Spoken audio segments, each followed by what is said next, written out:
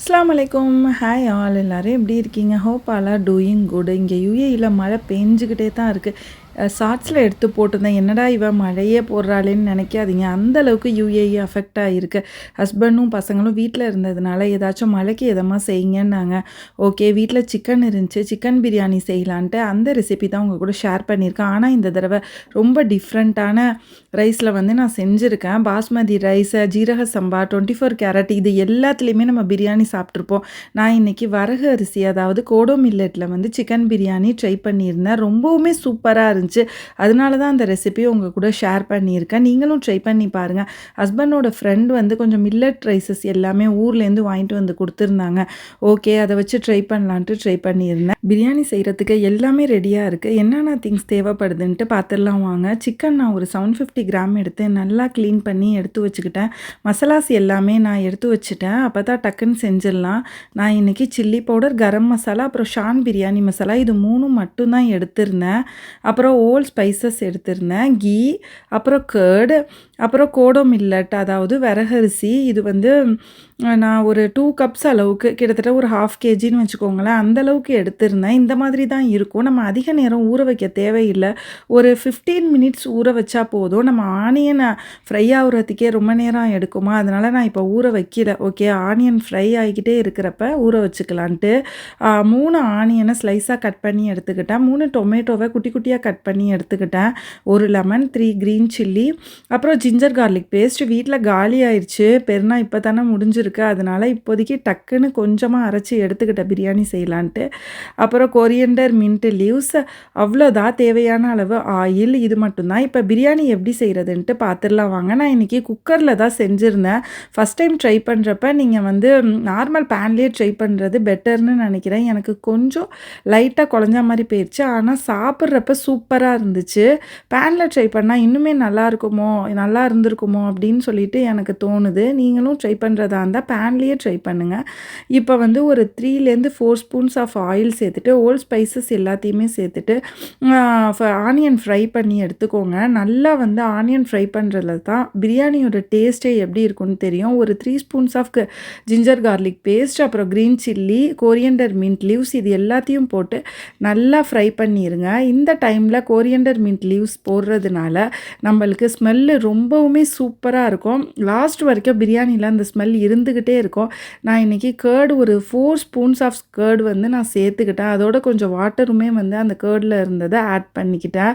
அவ்வளோதான். இது எல்லாத்தையுமே நல்லா சாட்டே பண்ணிவிட்டு நம்ம ஸ்பைசஸ் எல்லாத்தையுமே எடுத்தாச்சு. 1/2 kgக்கு நான் 1 spoon garam masala, 2 spoon chilli powder, 2 spoon Shan biryani masala. Shan biryani masala இங்கே ரொம்பவே நல்லா இருக்குது.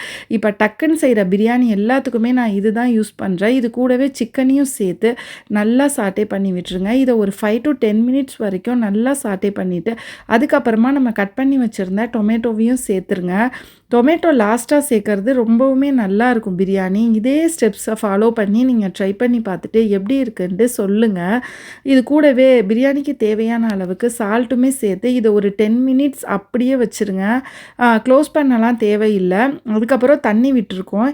இந்த டைமில் நம்ம வாஷ் பண்ணி வச்சுருந்த ரைஸை இது கூட சேர்த்துருங்க. சேர்த்துட்டு லைட்டாக கிளறி கொடுக்கணும். ஜாஸ்தியாக வந்து நம்ம கிளறி கொடுக்கக்கூடாது. லைட்டாக கிளறி கொடுத்துட்டு இந்த கோடோ மில்லட் ரைஸ்க்கு 1 கப் ஆஃப் ரைஸ்க்கு 2 கப் ஆஃப் வாட்டர் கரெக்டாக இருக்கும். கொஞ்சம் வாட்டர் அதில் இருந்ததுனால நான் இப்போ 2 கப் ஆஃப் ரைஸ்க்கு 3.5 கப்பு வாட்டர் சேர்த்துக்கிட்டேன். நீங்களும் அதுக்கு தகுந்த மாதிரி அட்ஜஸ்ட் பண்ணிக்கோங்க. வாட்டர் சேர்த்துட்டு லைட்டாக மிக்ஸ் பண்ணி விட்டுட்டு இந்த டைமில் ஒரு லெமன் வந்து சேர்த்துக்கோங்க. எனக்கு வந்து 1 லெமன் 1/2 kg ஆஃப் பிரியாணிக்கு கரெக்டாக இருந்துச்சு. லெமன் சேர்த்துட்டு லைட்டாக கொதி வர வரைக்கும் வெயிட் பண்ணிவிட்டு லைட்டாக சால்ட்டு எல்லாமே நீங்கள் இப்போ செக் பண்ணிக்கோங்க. சால்ட்டு, ஸ்பைஸு, புளிப்பு எல்லாமே எப்படி இருக்குது அப்படின்னு சொல்லிட்டு செக் பண்ணிக்கோங்க. சால்ட் வந்து கொஞ்சம் அதிகமாக இருந்தாக்க தான் ரைஸில் வந்து கரெக்டாக இருக்கும். அவ்வளோதான். க்ளோஸ் பண்ணிவிட்டு 4 விசில் வந்து விட்டுருங்க. 3 to 4 விசில். ஒரு குக்கருக்கு தகுந்த மாதிரி அதுவும் கொஞ்சம் டிஃபர் ஆகும்ல. என்னோடய குக்கரில் நான் 4 விசில் வச்சுட்டு நல்லா எல்லா யாருமே போனதுக்கு அப்புறமா தான் ஓப்பன் பண்ணி பார்த்தேன். கரெக்டாக இருந்துச்சு. லைட்டாக பார்த்தீங்கன்னாக்கா கொஞ்சம் சதண்டு இருந்த மாதிரி தெரிஞ்சிச்சு.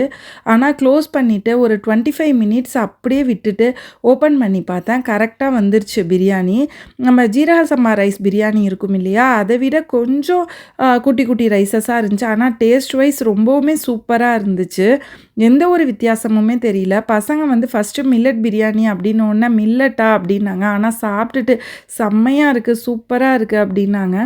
இதே மாதிரி நம்ம பிரியாணியா இருந்தாலுமே, அதுலயுமே வந்து மில்லட்லாம் சேர்த்து பசங்களுக்கு இப்பயிலேருந்தே குடுக்கறது ரொம்பவுமே நல்லது. அப்புறம் என்னங்க, ஆன்லைன் கிளாஸஸ்லாம் முடிச்சதுக்கு அப்புறமா ஃபேமிலியா உட்காந்து பிரியாணி சாப்பிட்டாச்சு. மழை விடுற மாதிரி தெரியல. அப்படியே கொஞ்ச நேரம் ரெஸ்ட் எடுத்துட்டு, ஈவினிங் போல ஏதாச்சும் ஸ்நாக்ஸ் வேணும்னு பசங்க கேட்டுக்கிட்டு இருந்தாங்க. அப்பதான் டீ போட ஸ்டார்ட் பண்ணியிருந்தேன். அதுக்குள்ள ஹஸ்பண்டோட ஃப்ரெண்ட் வந்து கால் பண்ணியிருந்தாங்க. ஊர்லேருந்து ஸ்வீட்ஸு, ஸ்நாக்ஸ்லாம் கொஞ்சம் வாங்கிட்டு வந்திருக்கேன் அப்படின்னு சொல்லிட்டு வந்து குடுத்துட்டு போனாங்க.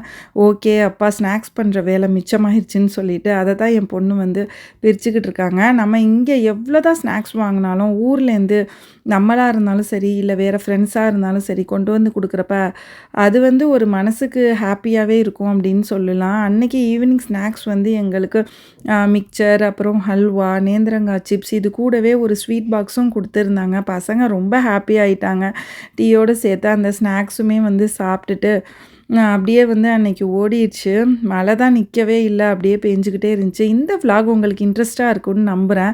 இந்த விளாக் உங்களுக்கு புடிச்சிருந்துச்சுனாக்கா, நம்ம சேனல சப்ஸ்கிரைப் பண்ணிக்கோங்க. லைக் பண்ணுங்க, ஷேர் பண்ணுங்க. பக்கத்துல இருக்கிற பெல் ஐகானையும் பிரஸ் பண்ணிக்கோங்க. அப்பதான் நான் போடுற அடுத்தடுத்த வீடியோவோட நோட்டிஃபிகேஷன் உங்களுக்கு வந்துகிட்டே இருக்கும். மறக்காம நான் ஷேர் பண்ண பிரியாணிய நீங்களும் ட்ரை பண்ணி பார்த்துட்டு எப்படி இருக்குன்ட்டு கமெண்ட் பாக்ஸ்ல கமெண்ட் பண்ணுங்க. ரொம்ப ஹெல்தியான பிரியாணி ரெசிபி. இன்னொரு இன்ட்ரெஸ்டிங்கான விளாக்ல பார்க்கலாம். தேங்க்ஸ் ஃபார் வாட்சிங்.